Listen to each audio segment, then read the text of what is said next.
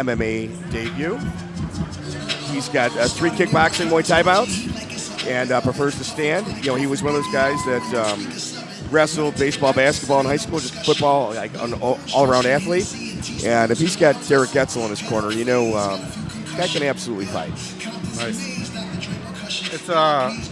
It's always interesting to see where these guys come from with their first their debut bouts, you know, because you could have a guy who's like sitting on tons of experience from other sports, other combat sports, and just never tried it out. But gets in there and gets the jitters. Everybody can handles it differently, so the debuts are always fun to watch. I agree.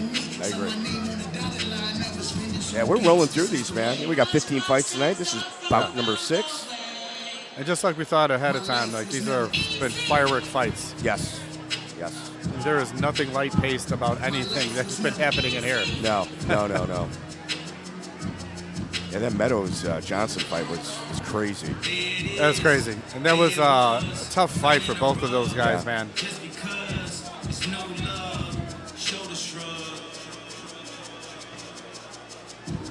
And his opponent fighting out of the red corner. He comes to us from Madison, Illinois, and represents 3D Martial Arts. Tonight, he comes to the cage at 5 feet 6 inches tall and a weight of 160 pounds. Oh, ladies and gentlemen, welcome to the cage, Daniel Jeschke. All right, Daniel Jeschke. He fought for us last time. He's one of those hard-nosed guys that keeps moving forward.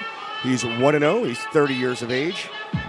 Leo, he's a purple belt in jiu-jitsu under Dennis Dombrow. Anybody coming out of that camp, you know, is awesome. You know, yeah. Dennis Dombrow is no joke. He's no joke. He wore our title. I mean, what, about 12 years ago? Yeah. He was our 145-pound champion. No, this Daniel Jeschke is just, yeah. I mean, he's 30 years old, making his MMA run. Yeah. At 30, you know, I'm like, responsibilities in life are different. You're not like a 20-year-old kid just having nothing to do, you know? It takes a lot more discipline and hard work to do it at 30 than when you're 20. It certainly does. Yeah, like you said, kids, family. Yep. There's a lot going on with that age number. Yeah. People don't realize how that age, 5 years, makes a difference, like creeps up on you. Like it just. Yeah, life happens. It happens. Yes.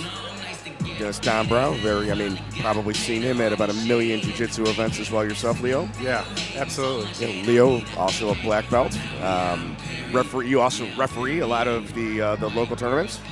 I do. I get to see a lot of this talent out there, and there's so much here. People don't realize the talent that the Midwest actually has. Yes.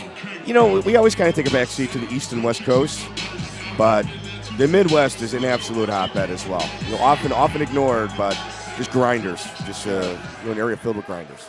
Absolutely. Once again, ladies and gentlemen, your fighters for your 6th fight of the night. Representing McCurlin's MMA and fighting out of the blue corner, Aaron Skiptaris.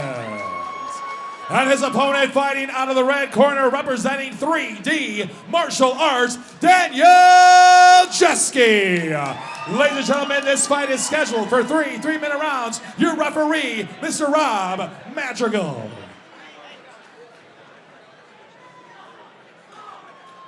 So we have got Aaron Skiptaris, blue corner with the black trunks, the RVCA trunks by Daniel Jeschke. Daniel Jeschke takes center stage in a nice single leg takedown.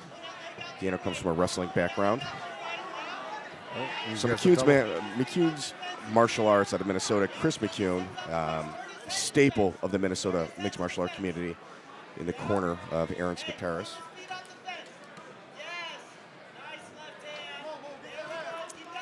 A little ground and pound by Daniel Jeschke. Aaron's got to work to get his back onto the cage so that he can use it to push himself back up there. Yes. Jeschke is very active from this position.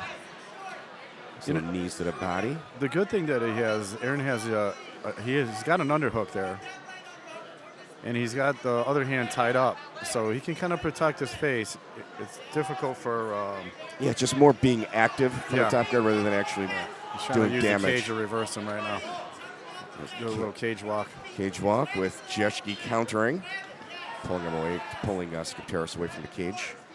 You know, stuff has changed a long time ago. Like, everybody wanted to put everybody on the cage. Now everybody wants to pull everybody off the cage because now Chuck Liddell popularized the cage get up. Yeah. So. You got Jeschke in full mount right now. You got a happy jiu-jitsu coach in the corner of Jeschke. Yeah, so, you know, I don't like, it's difficult because when you're on the bottom position like that, you don't want to separate space because you don't want to get punched. But the thing about it is gravity, you're just pulling the guy on top of you. You really got to work to get this guy off of you. Like, you can't just, yeah, there he goes. He needs to switch, he needs to push him off, or like he needs to start bridging. You can't just hold the guy on top of you. You know, and I'll tell you, Skiptaris is actually very calm for somebody being in this position. Yeah. And those are glancing blows. You know, they're not really landing solid. Yeah, no, right they're now. catching his tricep a bit and the top of the head. He's shrimping of Aaron Skiptaris. Yeah, he's doing the right stuff. He needs to just keep going like that. You know, and a He needs to referee get his like guard Rob up. Madrigal is going to understand that a lot of these are not landing. Yeah. Ooh, He those got two, yeah. a left hand to the jaw that just landed on Aaron. That's looked like it hurt him a bit. Yeah. Raining down blows is Daniel Jeschke. He can't take a lot more of these. There it is. Stop. Well, yeah, I mean, you can only let a fight like that go so long. Aaron Skiptaris was doing a really good job of shrimping initially, but got caught with a few punches, and Jeschke did not look like he was slowing down. No, and I think Madrigal did a great call with that because there's a couple of them that landed in there that Aaron didn't look like he was feeling too He good became from. a little more attentive when those punches landed. Yeah. I agree with you. Saw a little bit his face, the look in his eyes change a bit. Yeah, I think Skiptaris is good. Yeah. You know, hard to take that 5-6 hour drive. It sure is. You know, drive home. It's a long drive home for Skiptaris. The McEwen's martial arts are class acts. Every time I go to Minnesota, I'm always happy to see those guys. Ladies and gentlemen, your winner of your sixth fight at 2 minutes and 30 seconds of the first round due to a TKO, your red corner, Daniel Jeschke.